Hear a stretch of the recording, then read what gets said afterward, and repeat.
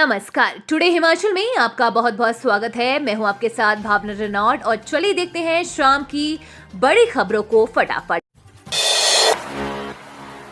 विश्व कप के मैचों के लिए होटलों की बुकिंग शुरू, पर्यटन कारोबारियों ने ली राहत की सांस। एचपीसीए स्टेडियम धर्मशाला में अक्टूबर में होने वाले क्रिकेट विश्व कप के मैचों को लेकर धर्मशाला मैक्लोडगंज के होटलों में एडवांस बुकिंग का दौर शुरू हो गया है। इससे पर्यटन कारोबार से जुड़े लोगों के लिए राहत मिलेगी। धर्मशाला को 5 वनडे मैचों की मेजबानी मिलती है। पर्यटन नगरी मैक्लोडगंज धर्मशाला में देश विदेशों से एडवांस बुकिंग का दौर शुरू हो गया है। होटल कारोबारियों की माने तो करीब 30% तक एडवांस बुकिंग हो चुकी है। आने वाले समय में बुकिंग बढ़ने के आसार है। मैक्लोडगंज में बौद्ध धर्म गुरु दलाई लामा की प्रार्थना सभा से पर्यटन कारोबार ने रफ्तार पकड़ ली है। दलाई लामा टीचिंग को लेकर रूस और ताइवान के अलावा देश के दूसरे राज्यों से बौद्ध अनुयायी पहुंचे। इससे लंबे समय के बाद मैक्लोडगंज में पर्यटकों की चहल पहल देखने को मिल रही है। मॉनसून की रफ्तार हुई कम, प्रदेश में खिली धूप, ऊना में पारा 38 डिग्री पार। राजधानी शिमला सहित प्रदेश के सभी क्षेत्रों में वीरवार को मौसम साफ रहा। ऊना में अधिकतम तापमान 38 डिग्री सेल्सियस तक पहुंच गया है।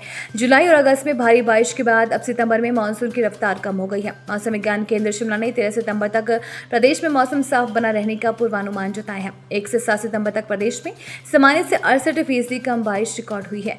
इस अवधि में 38 मिलीमीटर बारिश को सामान्य माना गया है, जबकि इस वर्ष सितंबर के पहले सप्ताह में 12 मिलीमीटर की बारिश दर्ज हुई है।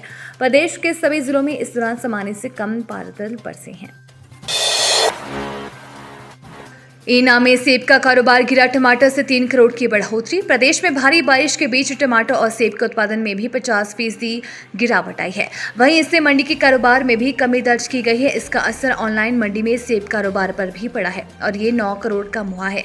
उधर टमाटर के कारोबार में 3 करोड़ की बढ़ोतरी हुई है। टमाटर और सेब से इस बार 11.61 करोड़ का कारोबार ही हो पाया है। पिछले वर्ष ये कारोबार 17.69 करोड़ रहा था। इस बार सेब की सबसे कम ऑनलाइन खरीद हुई है। वहीं इनाम से ऑक्शन से हुई किसान बागवानों के उत्पादनों की खरीद की राशि उन्हें 24 घंटे के अंदर बैंक खाता में ट्रांसफर हो रही है। इस वर्ष सेब और टमाटर की पैदावार बीते साल के मुकाबले कम हुई है। अभी तक सोलन और परमाणु सेब मंडी में करीब 2732.33 क्विंटल सेब की ऑनलाइन खरीद हुई है। इससे सिर्फ 2.80 करोड़ का कारोबार हो चुका है।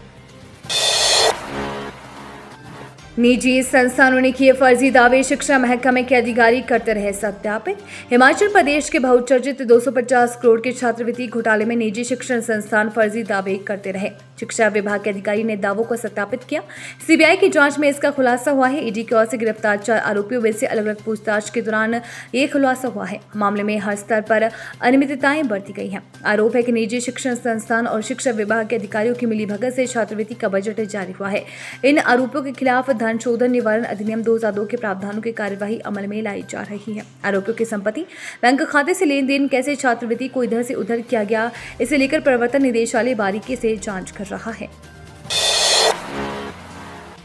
क्लास सी और डी श्रेणी के कर्मियों के हो सकेंगे तबादले, इस दिन से हटेगी रोक। हिमाचल प्रदेश में 20 से 30 सितंबर तक सी और डी श्रेणी के कर्मचारियों के तबादलों पर लगी रोक फिर हटेगी। संबंधित विभागों के मंत्रियों की मंजूरी इन श्रेणी के कर्मचारियों के तबादले हो सकेंगे। मुख्यमंत्री कार्यालय में मंजूरी के लिए ये फाइलें नहीं जाएंगी। 19 सितंबर तक तबादलों की इन फाइलों पर गौर नहीं होगा। 20 सितंबर से ही प्रक्रिया शुरू होगी। 19 सितंबर तक अधिकारी अन्य कार्य कर सके, इसके लिए सरकार ने ये व्यवस्था की है। जांच के घेरे में सैनिटरी इंस्पेक्टरों की भर्ती, नोटिस जारी, डिप्लोमा की मान्यता पर है संदेह। राजधानी में सफाई व्यवस्था का जिम्मा संभालने के लिए हाल ही में तैनात किए सैनिटरी इंस्पेक्टरों पर नगर निगम ने जांच बैठा दी है। नौकरी हासिल करने के लिए इनकी ओर से दिए शैक्षणिक प्रमाण पत्र संदेह के घेरे में है। अंदेशा है कि इन्होंने जिन संस्थानों से सैनिटरी इंस्पेक्टर का डिप्लोमा हासिल कर नौकरी ली थी वो संस्थान मान्यता प्राप्त नहीं है। ऐसे में इनकी नौकरी पर सवाल खड़े हो गए हैं।